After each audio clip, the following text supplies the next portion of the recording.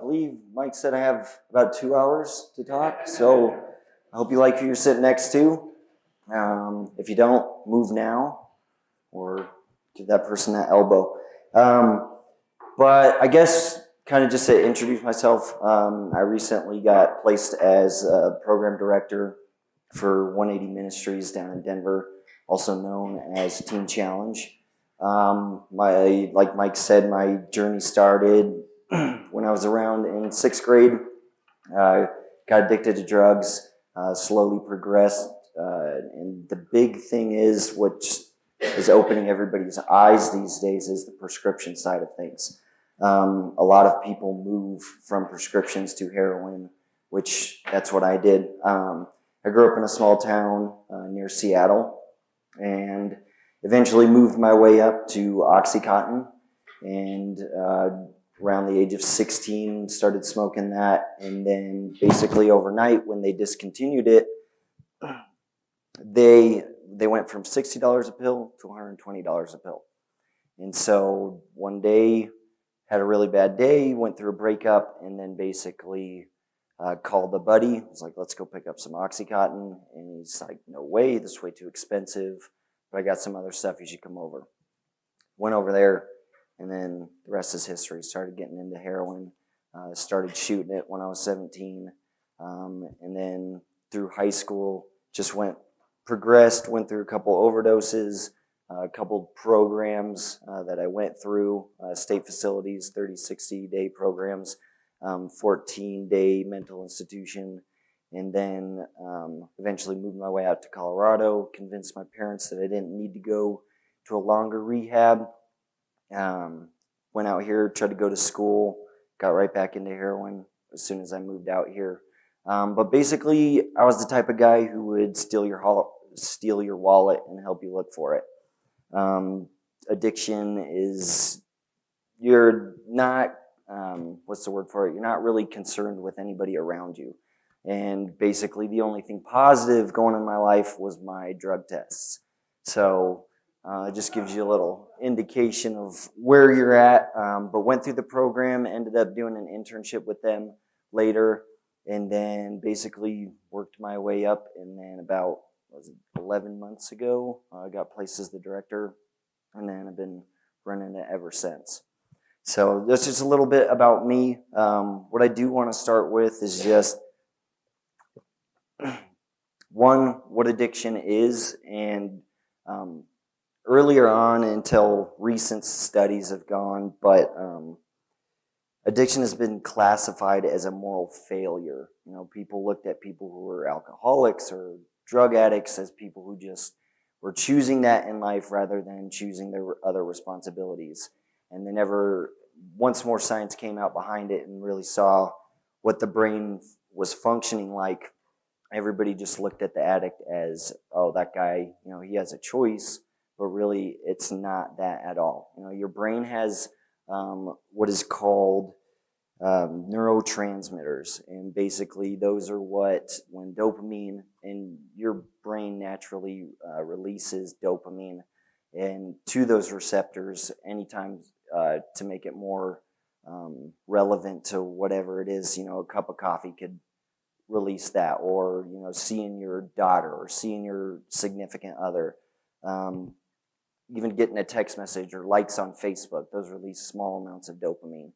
But when somebody chooses to go to something like heroin or drugs, it is like a rush of that dopamine, and it hits those receptors like nobody's business. And basically your brain learns that, oh, it's that instant gratification, boom, boom. And the more you do it, the more your brain just becomes acceptable to it and wants it even more.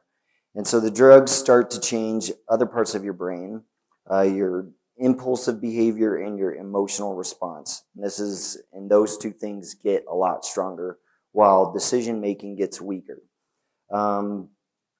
This is kind of like what Mike wanted me to talk about, the mindset of an addict. And when these things are kind of switched, there's no such thing as an idea or a smart idea from an addict. It's all off of impulse. He's not thinking about what's best for those around him. Kind of like what I said, it'll steal your wallet and help you look for it type of mentality.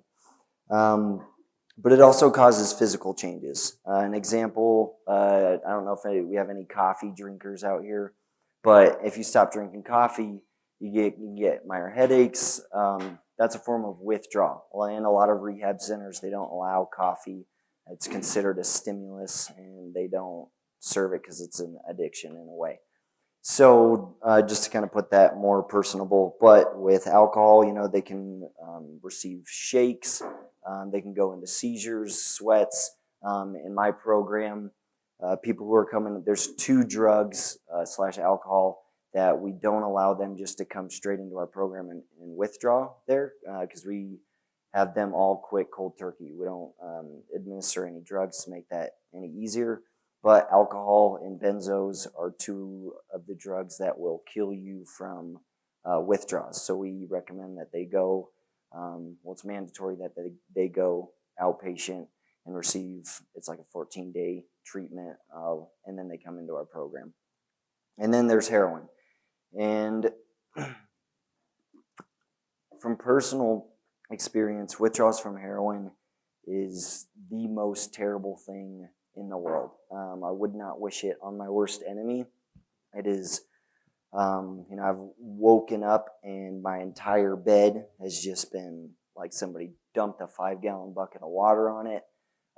You're cold one minute, hot the next. Your skin just feels like it's crawling. The bone just aches. It's one of those things you don't know until you know type of thing. And so to kind of put it in perspective, when somebody is going through these withdrawals, their mindset and their what would be impulsive behaviors or decision making is thrown out the door. They will literally do anything to make it stop. And I'll talk more about this with the safe injection sites when it comes up. But there's also another side to addiction where it's not even the actual substance that you're getting addicted to. It's actually what they would call,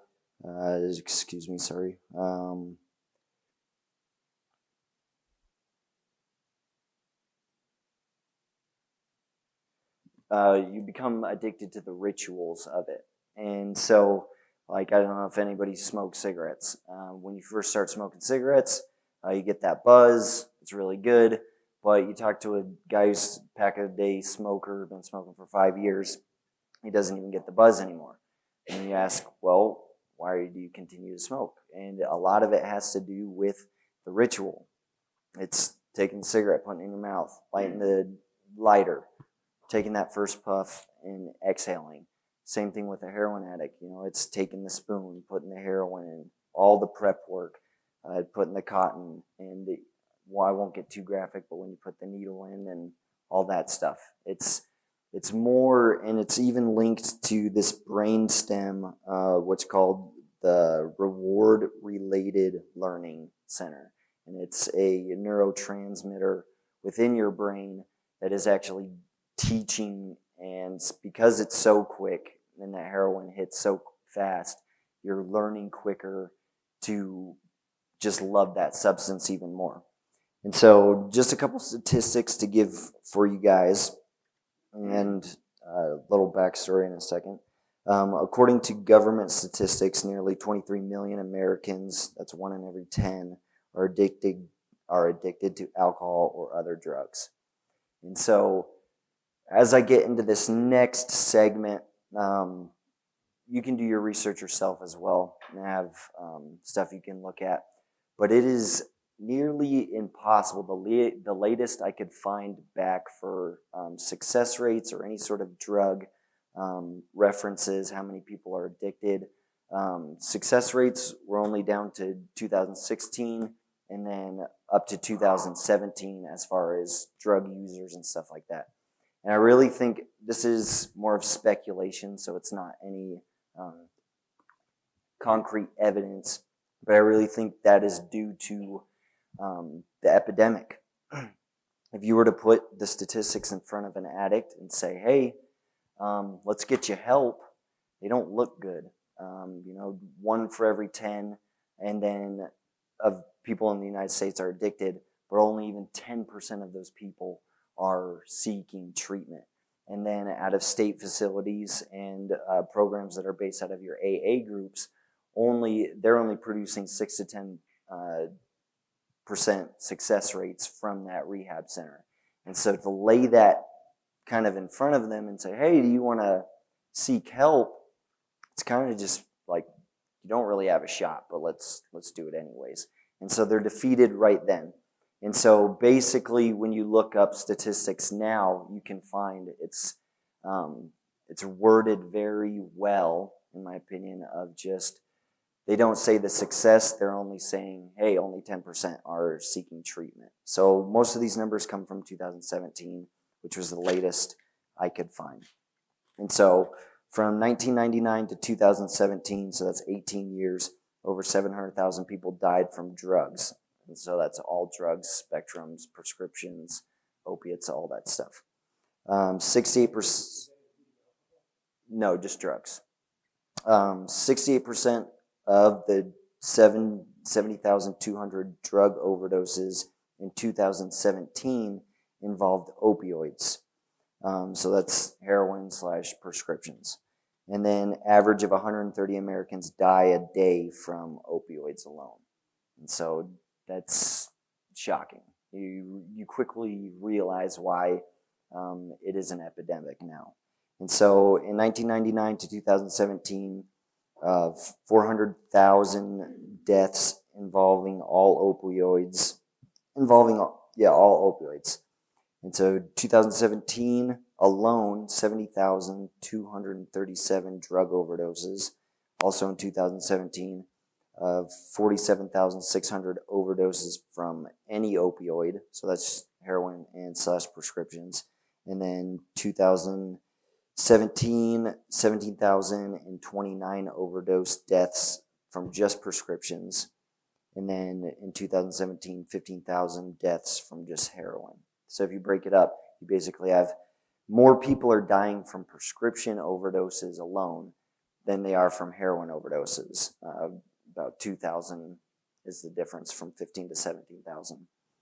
And all of these really began to spike about 6 years ago. If you look at the graphs that I have, it's kind of levels out, and then once about 6 years ago, it just spikes up. And so there's a huge problem with not only doctors overprescribing, but also people, they can't get that prescription, so then they move to heroin or something else that will give them that substance that they need, that feeling. So kind of, there's a bunch of different topics that Mike wanted me to hit on, and they all kind of tie in at the end with the addiction safe injection sites. But just to get a better understanding on what causes addiction, kind of like what I said, it's a slow progression. There's a very small number of people out there that started with meth or with heroin or anything like that. And so those are probably in the 1%ers, either a family member, mom, dad introduces it to them from a very young age, which is absolutely crazy. Those guys that we get a fair amount that come into our program, and the psychological damage that has been in their life is years in the making to make that well. And in my personal experience, it went from I was kind of just using drugs here and there, ended up breaking my hand, and something with very minor surgery, I was prescribed over probably 200 Vicodin, and actually the first one was 100, and then they gave me a refill. And at the age of, I was like 16, I went to the pharmacy without my parents' knowledge, and they refilled my prescription, just nothing said. And so the access to it is very easy, too easy in my opinion. And so after that, then gradually, once I had that 100 Vicodin, went through it really quick. And the sad thing is with an opioid, your tolerance rate is through the roof. I am not kidding you. In a matter of 24 hours, you can go from, let's say you spread 8 pills out through a day.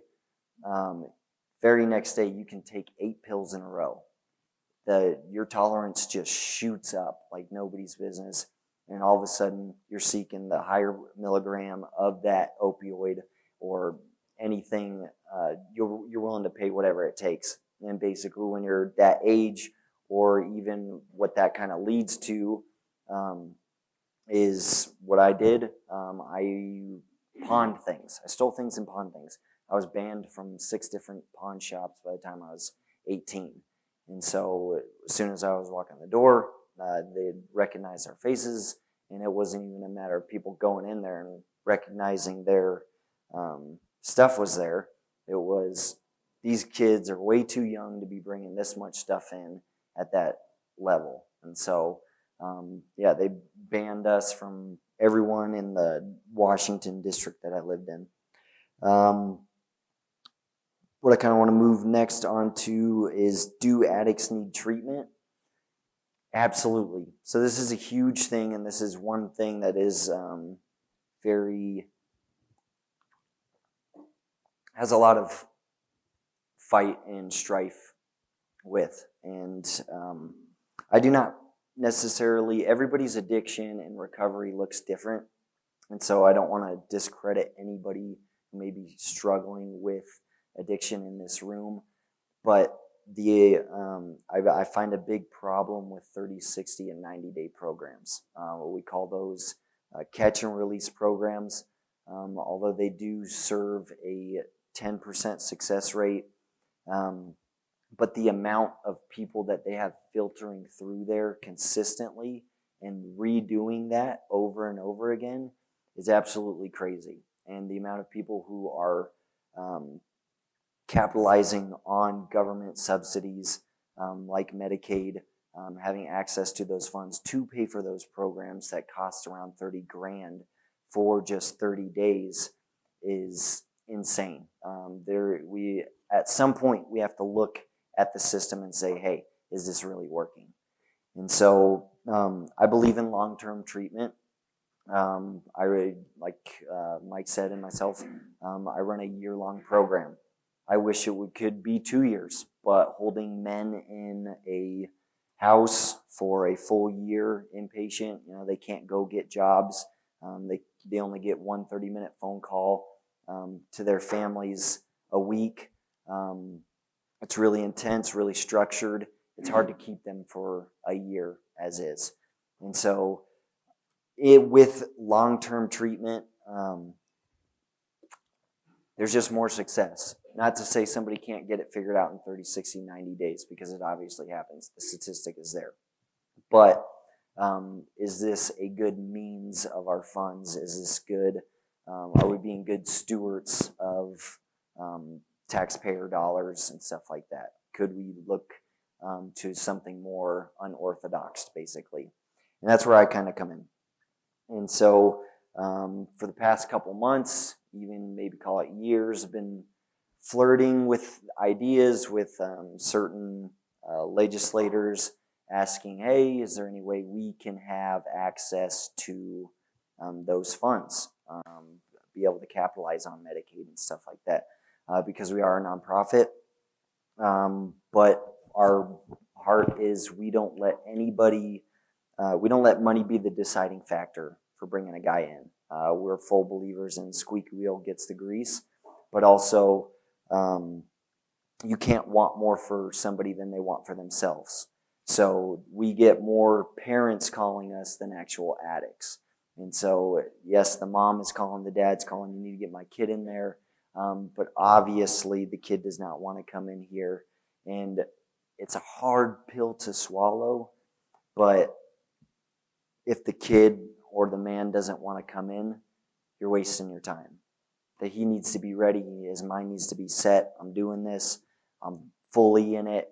It can't be yeah, maybe I want to go for another run type of thing. And, the world paints this picture, and they say everybody needs to hit their rock bottom. I don't believe in a rock bottom. There's always a trap door. And, and that's just saying that when the addict never really fully meets rock bottom, forever he will always say, I wonder if I got one more run in me. I wonder if I'll just do it one more time, just one more time, just one more time. And that's a constant, repetitive mindset of an addict. So this is what I'm really excited about, though. I want to tell you about my program. This program is 100% founded on, and just our huge staple of what we're all about, and it all has to do with the staff there. And I fully believe this is a key reason why we are so successful. The program, we have the same standards as the state facilities that consider a success is 5 years. Our success rate is 86% success. And with that, it is owed fully to the men who work there. Their hearts, every single person who has gone, who works there has actually gone through the program. An addict's mind immediately, doesn't matter if you're a doctor or you have some huge degree in psychology, know the brain to a certain extent, an addict looks at him and says, you have no idea what I've been through. I'm not going to talk to you. And the unique thing is they can't say that in our program. So it's like they get there and they think, oh, I got this guy figured out. But we knew exactly where they were. We know exactly where to call them out at. And it's the most beautiful thing in the world. Guys, we get to jumpstart relationships like that. Addiction is all about creating a relationship with that guy, knowing that you're in that trench with them and figuring it out together. We do a huge amount of talk therapy. Addiction is completely just surface level issues, and we want to get down to the root. In order to get down to that root, you have to build that trust with that addict. There's no way he's going to talk to you about anything he's ever gone through unless there's a level of trust. And you need to be able to fast track that. And a way to fast track is say, hey, I've been there. I've done that. I know exactly what you're going through. And that's kind of why I believe and speculate 30, 60, 90-day programs aren't so successful, is because it takes 30, 60, 90 days just to get to know somebody. You know, just general, how you doing today? Surface level questions. Who's in your family? How are they? How old are they? Are you close to whoever? And it really takes a long time to establish that relationship. And even though we can level with them and say, hey, I've been there before. I've been in that hotel room. I've been in that junkie house. I've had that gun pointed at me. There's still a level of that wall is put up, and it is big and it is strong. But my staff is so amazing. Even before I was on my way, I was doing my hair. I'm upstairs. My pants are in the dryer. Get my shirt on, and then all of a sudden I get a call, and it's 2 hours past 4 o'clock, which is where my day staff works. And he calls me. Sorry, not 2 hours. 45 minutes. He's like, hey, student wants to leave. And I was like, of course he does right now. Of course he does. And he's a newer guy, young guy. And immediately, first thing, he's like, I need your help. He's one of my newer staff. Awesome kid, though. He was one of the angriest, just hated the world mentality. You would not even believe. I mean, he cussed me out so many stinking times. It was insane. But he finished the program, and now he's working for me. He's got the biggest smile, and he's the biggest heart ever. And all he wants to do is learn, how do you do this? And he calls me. He's like, hey, I've been working on this guy for like 45 minutes. But he still wants to leave. So I'm like, oh, no. I only got like 30 minutes, and I got to get on the road because it's going to take an hour to get here through traffic. But rush downstairs, and we just all talk to this guy. A lot of what addicts go through is a lot of self-hatred. They talk a lot, I don't deserve this. I've wronged all these people. I'm getting what's coming to me. Their self-pity is it's heavy. It is so heavy because you wish, like, dude, if you can just muster up the courage. And we are a faith-based program, but we have our fair share amount of people that go through our program that, come in atheists and leave atheists. But I fully believe is where we really make that connection and be able to get through to them is the hearts of the staff. I could not say enough about them. They bleed for the program. All of us are live-in staff. We all stay there, live there. We're always on. Guys are knocking on our doors. It's an open door policy, and we make it clear to that student, hey, if you're going through something, you need to speak up. You need to come knock on my door. Because if you don't, trying to get an addict to make that mental connection of, hey, there's people out here to help you, and all you need to do is ask, is the hardest thing in the world. It seems really easy. The mental connection is like, yeah, why can't somebody just ask for help? But it's just not that easy. They're addicts. They think they can carry everything, or even worse, they don't think they deserve anybody's help.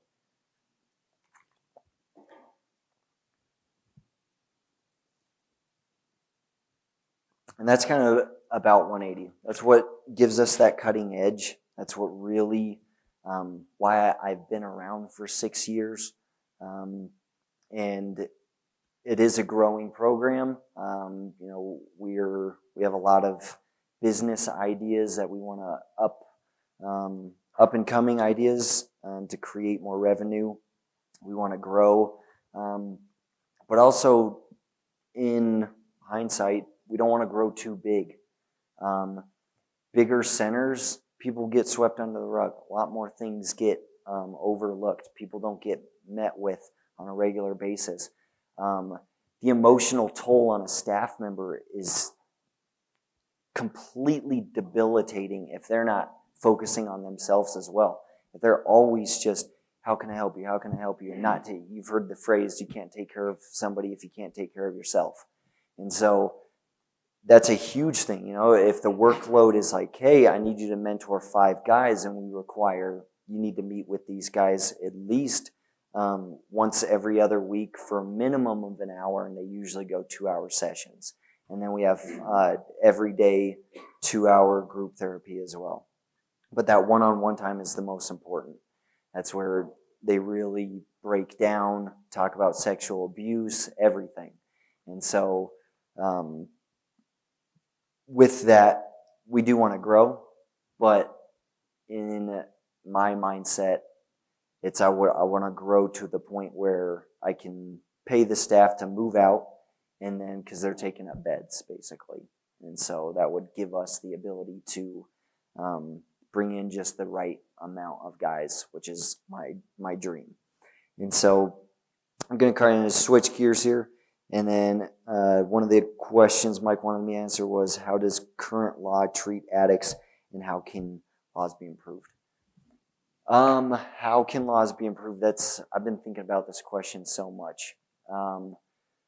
For years and years, even as an addict, I always looked at people doing long-term sentences for drug trafficking, stuff like that, as, hey, you do the crime, you pay the time. You just gotta do that. And even from a place of where I've been, I was blinded almost in the sense of like, hey, dude, don't forget where you were. Don't forget all the stuff you got away with just because you didn't get caught. And one of my best friends and one of the greatest human beings I have met to this day, his name's Pete, and he went through our program. And he actually came to paid his bond, and then came to our program. And for the full year, we would drive out to Lyman at least twice a month to go talk to the DA, talk to the judge, one-on-one with him, everything. I threw absolutely everything at this DA, and he was looking at 64 years in prison. because he was a habitual offender and had a number of felons plus a gun and was trafficking a large amount of methamphetamine. And just to give you kind of a story, an idea of who Pete was, he's somebody who I would describe as the ultimate servant heart. We live in a kind of a rougher, we live in Inglewood, that's where our center is located. And one of our vans got left unlocked one night, and one of the staff member went out, and there was a bum sleeping in our van. And there was needles on the ground, and tell him to get out. Hey, dude, you can't be doing that. You need to leave. So he takes off down the street, and on the center of the floor, he decided to defecate in our van. And comes into the center, lets everybody know or whatever. He's like, dude, some bum just pooped in our van. Pete, without even volunteering or without being asked for a volunteer or nothing, just quietly gets up, goes gets the materials to clean it up. The guy was absolutely insane and blew my mind on how much somebody can change through a program. But at the end of the day, no matter how much I fought with that DA, and it was a long battle, year-long, and I have gone to other court cases where guys are already sitting in prison and have just waved my hand and said, yeah, he's coming to my program, and judges have allowed them to come in and wipe their records clean and all that. But at the end of the day, he's still serving 20 years. And this guy's got kids. His daughter struggles with self-harming, and I didn't know why. But Pete remained calm through the whole thing. And even the bailiff who took him back, I don't know where your religious side stands or whatever, but it's a cool story. But the bailiff asked him, I've never seen anybody take a sentence like that. Usually they're yelling and screaming. What's up with you? And he got to actually tell him about Jesus and witness to him. That was a cool thing on our side. But ultimately, laws, in my opinion, yes, they do have to change, but this is such a delicate manner because on the one side, you're dealing with addicts who are the most manipulative people you will ever meet. So how do you judge that? How do you judge if this person has actually been corrected? How do you judge if this person really wants to change? Because ultimately, they're not who they are going through that drug. When they're on drugs, they make no sense in any sort of good decision whatsoever. They're going to do whatever it takes to get that money, get that drug, doesn't matter. All bets are off, and it's just not them. And that's the sad reality, but also the large, like I said, only 10% are seeking treatment. This is the 21st century, 2019. Everybody knows there's treatment out there. It's not like there's a lack of knowledge that, oh, I had no idea we were able to get treatment. No. Most homeless have cell phones. You see it every day when people are having their signs up. They're on their phone. And people know that is there. And so, how am I doing on time, Mike? Good? I got a little bit more. Okay, so what are safe injection sites? A lot of what I have to say ties in with this. So the safe injection site is basically, it was a new bill that was written up. It recently got pushed off to the side. They wanted more time to research. But basically, it allows addicts to come in.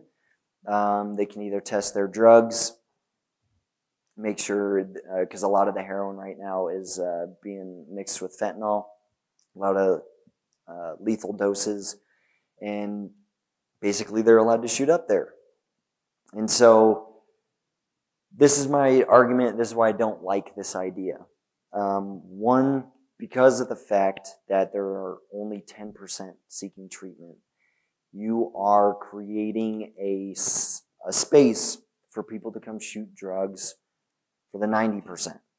Not to only mention what is this going to do for the taxpayer dollars. That is more police are going to get called there, ambulances, fire trucks, all of that stuff. Taxes are going to have to go up. Pay the staff. Those are doctors, nurses. Those are not cheap salaries. And basically you're creating a place in the hopes of, hey, there's still 10% that might do it, but the 90% here are still just cycling through every day. And kind of the disturbing thing is, as well, is when you look at the other countries that are doing this, like Vancouver, Washington, they use their verbiage very wisely and say the death toll ratio is positive. We're doing good with the death toll ratio. And so basically, every time somebody falls out, they hit them with what's called Narcan. And it wakes them up. And they're like, "Oop, that's a success. Boom. There's a mark. There's a tally. There's a tally." So, one, as an addict, when the nurse is standing next to me with some Narcan, I'm going to ride that smack dragon as hard as I can. I'm going to load that needle up a little harder and see how close to the edge I can get. So not only are they, okay, that's a success, but when you look at the outside, the death toll ratio still continues to rise outside. So yes, they are saving lives, but the death toll ratio is still going up overall in that country. Same thing with us, and I believe that would reciprocate from that. You can't, I don't know if you guys listen to KNUS with Peter Boyles, but they recently went out to Vancouver on a unscheduled visit, just went kind of undercover to check stuff out. People are shooting up outside of it. They had this alley back there that they call like Angel Alley, and so many people have died back there that they've started writing their names on them, but it's still not a death because they didn't do it inside of it. They're just still dying outside. And so there's a lot of holes to this idea of like, hey, we're actually helping them. In reality, we're not. There's just so much better resources that we could be putting our money towards, like I said, unorthodox treatment centers.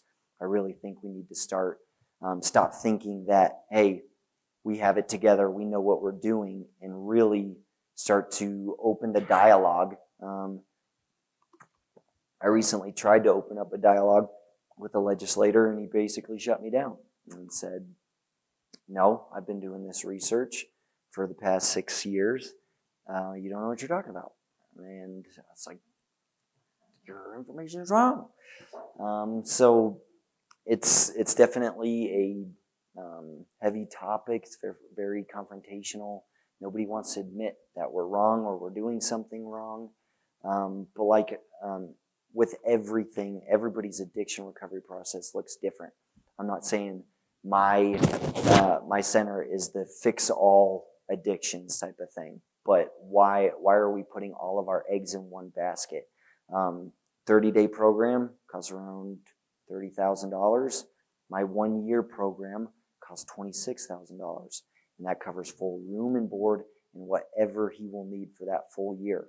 And so that's substantial. And as an 86% success rate that we could back up all numbers and paperwork-wise, why would the state or whoever not look at that and say, yeah, we should probably fund some of that? Like, it's going to cut costs, does as well, plus open up beds. When they were going over to Vancouver, I believe it was Peter who called over at Denver Health to see how many beds were open for addicts. There were 2 beds open. 2 beds. Where do the other ones go? The ones who are actually, and how many beds are filled with guys, and yes, it's a little harsh, but that are just going through the motions. Just kind of, we do a huge vetting process before we bring a guy in. We're very protective on the environment in the program in the instance of, is this guy ready to change? And we do expect a lot of blowback as well, because even though in that moment when he's in that pit and he's like, yeah, I'm willing to do whatever it takes, you put him in a good environment for about 30 days and he's like, yeah, I'm good to go, I'm clean, ready to go. And it's very much not the case. And that's also even very dangerous for him to leave now that he has been clean. He's more prone to overdose. So what are the only thing that, and what I will end on here, is the potential consequences for addicts in the community of these safe injection sites. And I'm at a little bit out of time here. I would encourage you to go drive by the Denver rescue mission. You want to see the outcome of what goes on with a government facility that provides X, Y, and Z for homeless people. And keep in mind, a safe injection site isn't your guy who's holding his 9-to-5 job, Tom, Mr. Reliable, shooting heroin. No, it is your guy, criminal, stealing stuff, doesn't have a job. And the saying, if you build it, they will come. And so if you go just drive by the Denver Rescue Mission, look at all the trash, look at everything. And that's the same that would happen with these safe injection sites. You can go on to knus.com as well. They have all the pictures from what they took of the safe injection site that's over in Vancouver. And it is absolutely eye-opening. So thank you. I appreciate you guys listening to me. I think it was a little over time, but it was awesome being able to speak with you guys. You guys are an awesome crowd. If you do have any questions, please feel free.